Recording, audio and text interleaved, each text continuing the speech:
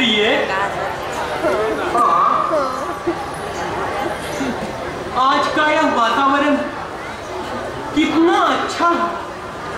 चतुर्दिक पुष्पों में रंगीन रुमाल बिखरे हुए हैं। हर दिशा उसकी खुशबू में डूबा हुआ है प्रिय। मन जैसे मग्न हुआ जाता है प्रिय।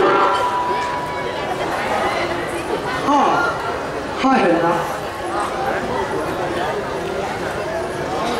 और उसको तो देखो, वो गुलाब के क्यारियों में ये काले मतवाले भौरे किस प्रकार से मंडरा रहे हैं।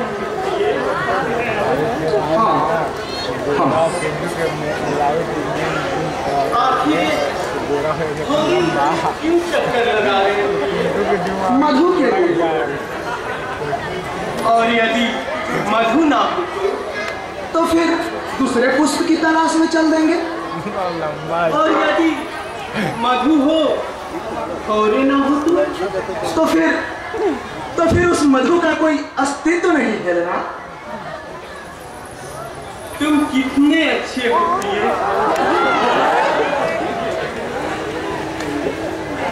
प्यार करीले हम तोहरा से, प्यार करीले हम तोहरा से, काहे न बतिया बुझेला अनाड़ी। एक बढ़िया छोड़ चलावा ए राजा प्यार की गाड़ी। हमके उठा ला बहिया में, हमके उठा ला बहिया में, ऐसे दिया फूल हो। आई जी तू हमरा प्यार के, आई जी तू हमरा प्यार के, करना कबूल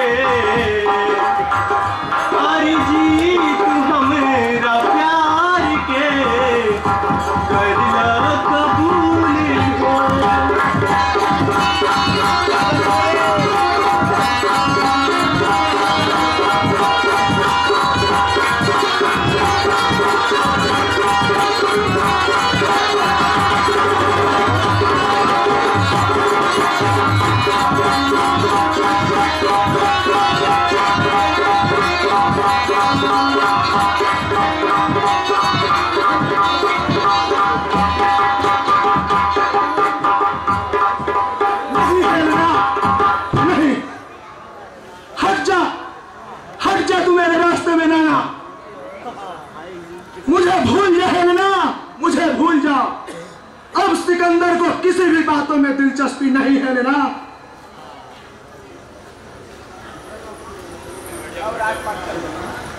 प्राणेश, आखिर आज का आपको हो क्या गया प्राणेश? आज मैं अपने देव को अन्य दिनों की अपेक्षा सर्वथा क्यों पा रही हूं? आखिर कारण क्या है प्रिय? हेलेना, अब सिकंदर के दिल को प्रेम सब कदापि शांति नहीं दे सकते। हेलेना, कभी नहीं दे सकते। अब सिकंदर का दिल प्रज्वलित हो उठा है। शोले भड़काने की बेताबी अब सिकंदर को परेशान करने लगी है।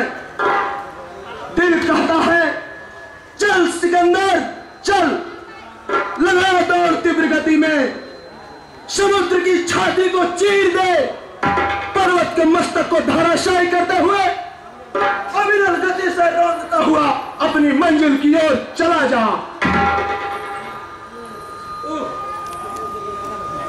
आपकी ये अचल बानी, ललाट पे दृढ़ता की निशानी, आंखें किसी उद्देश्य पूर्ति की सुनती कहानी, यह सब देखकर मेरे दिल में गर्म तेल की छींटे से पड़ने लगे हैं प्रिय।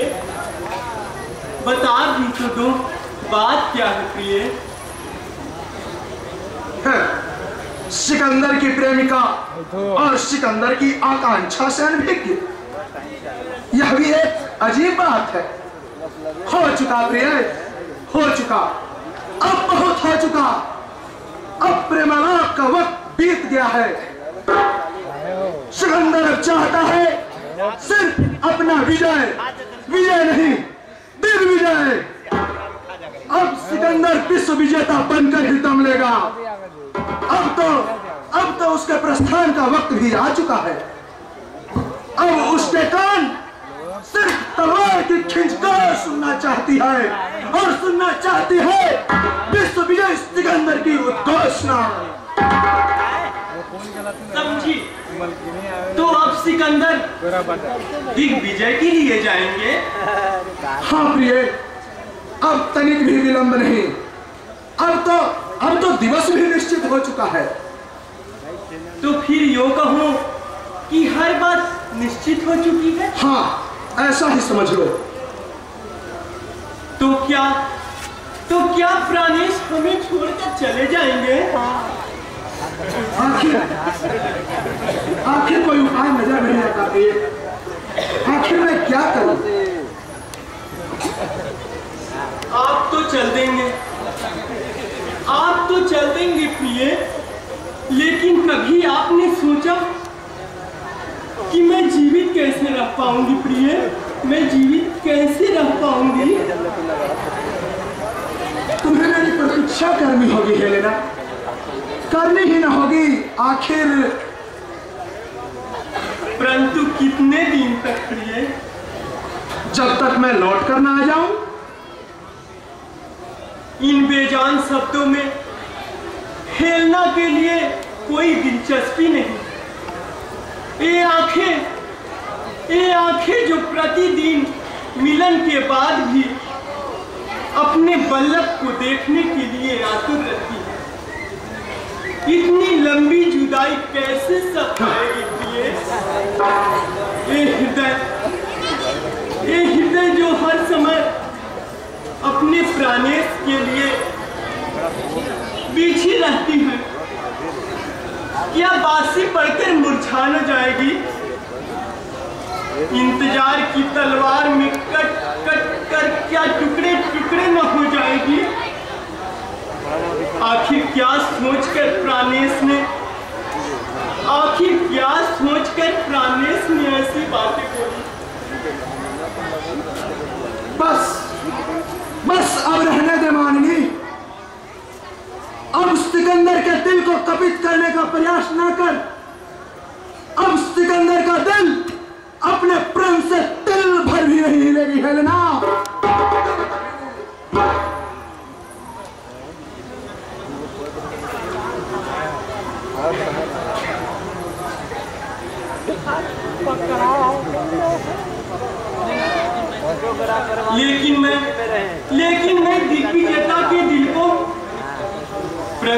कर ही छोड़ूं, उसे अपनी आंखों से दूर नहीं जाने दूंगा।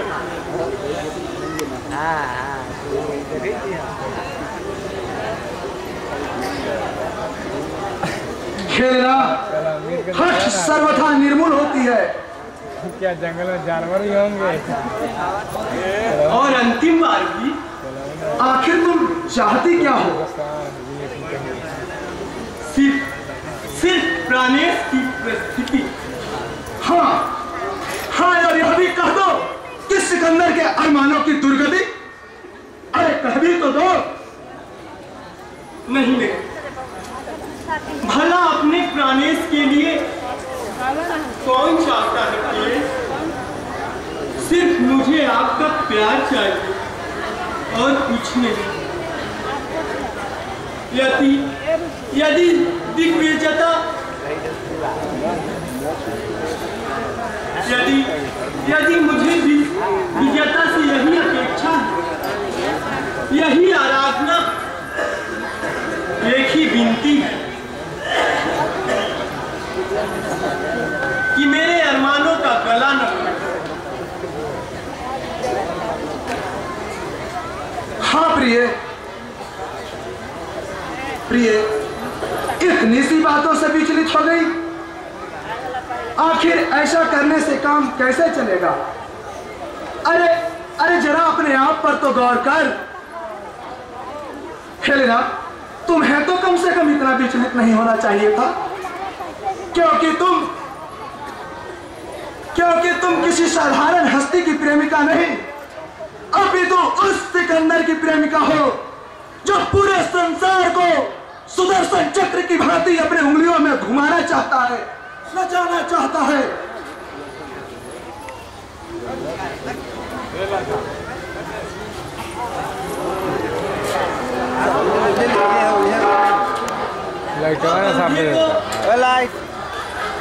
अब अंधे को इंद्र दरबार की छटा से क्या मतलब?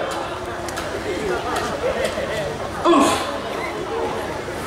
समझ में नहीं आता। क्या करूं क्या ना करूं?